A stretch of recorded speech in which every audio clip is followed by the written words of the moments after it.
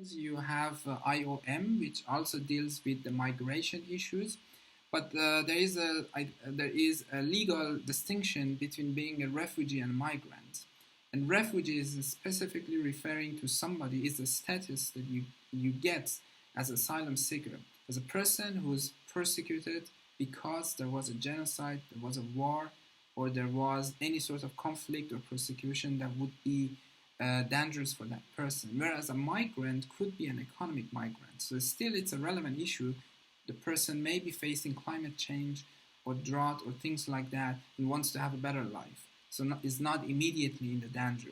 And therefore then you have IOM providing a lot of supports, maybe shelters to resettle people, do the camp management.